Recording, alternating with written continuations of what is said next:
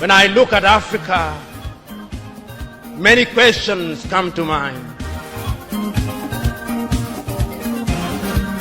Many times I ask myself, what would happen if Mwalimu were to rise up and see what is happening? Many times I ask myself, what would happen if Kwame Nkrumah and Patrice Emery Lumumba were to rise up and see what is happening? Because what they would be confronted with is an Africa where the Democratic Republic of Congo is unsettled. There is a war going on there, but it is not on the front pages of our newspapers because we don't even control our newspapers and the media. As I speak to you, the Central African Republic is at war, but we talk of it only mutedly. As I speak to you now, in South Sudan, the youngest nation in Africa, the Nuer have risen against the Dinka. As I speak to you now, Eritrea is unsettled. As I speak to you now, there is an ease in Egypt as there is an ease in Libya. In Niger, it is no better. In Senegal, in the Casamance, it is no better. In Somalia, it is no better. Africa is at war with herself. This is what they would be confronted with. They would be confronted with an Africa which statisticians and romantic economists say is growing, but which in truth is stagnated. That is the Africa that they would be confronted with. They would be confronted with an African which, as Professor Mlama intimated in our presentation here, is an African which is suffering from schizophrenia. He does not know herself. They would be confronted with an African whose young men and women have no interest and low love for their continent. They would be confronted with an Africa where young men and young women are constantly humiliated at the embassies of European countries and at the United States of America as they seek the almighty green card.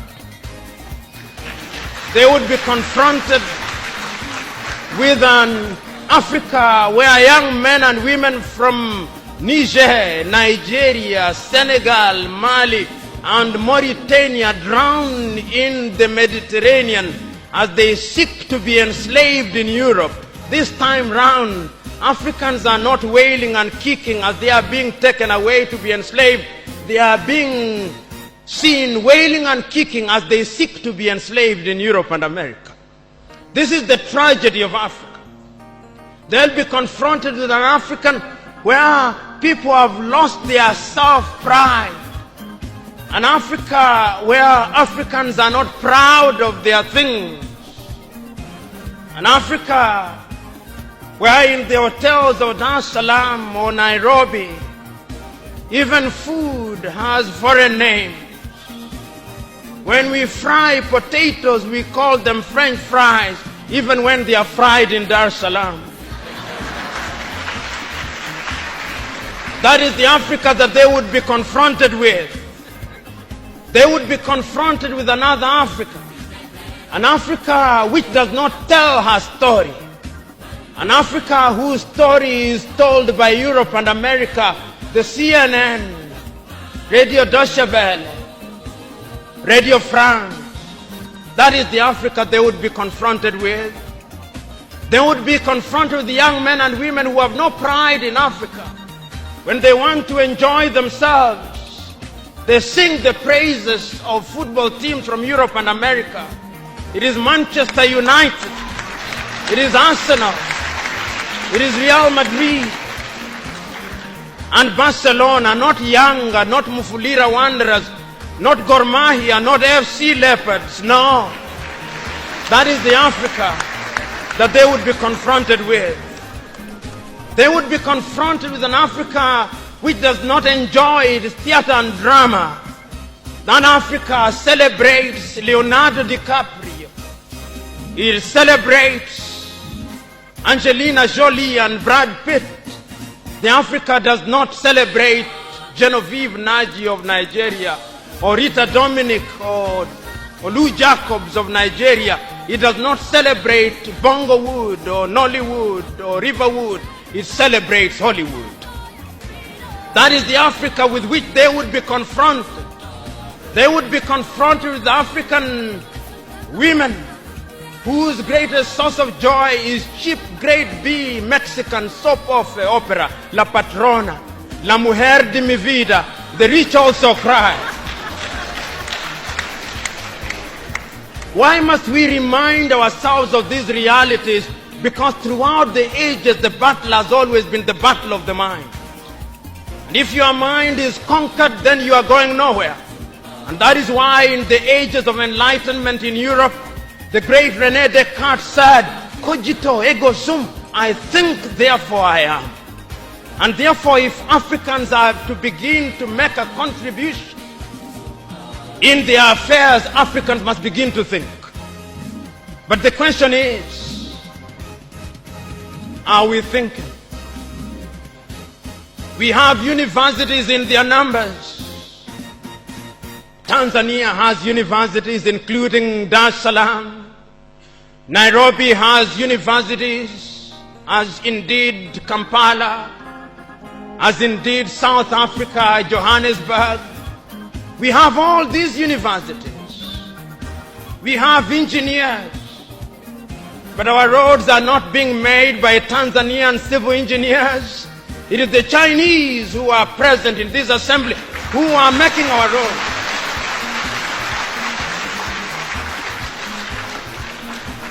So we have engineers who cannot even make roads. We have doctors whom we have trained.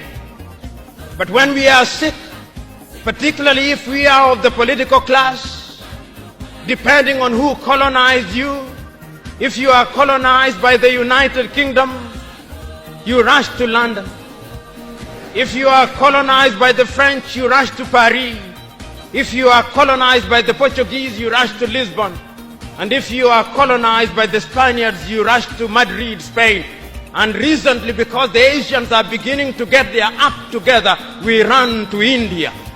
And very lately, because the Arabs are also beginning to get their act together, we run to Dubai. Notwithstanding that we have the Kenyatta hospitals of this country, the Muhimbilis of Tanzania, the Chris Hani Baragwanaths of South Africa, and the Mama Yemos of Kinshasa in Zaire or the Democratic Republic of Congo. But we have no faith in our doctors. In the area of education, we also don't have faith. Our political class introduced something that they call free education, that is free indeed, free of knowledge.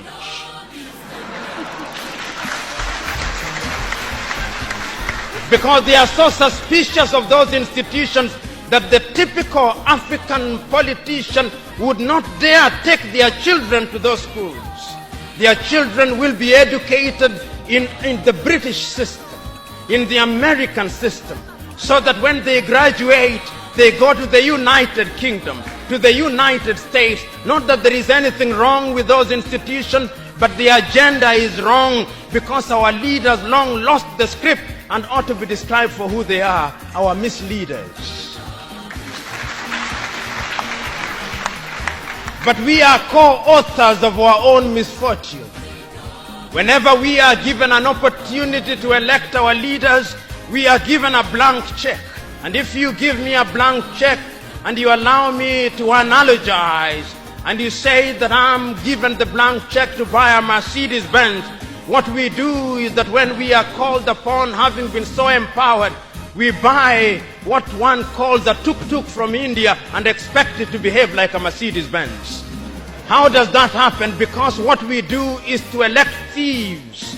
We elect hyenas to take care of goats, and when the goats are consumed, we wonder why.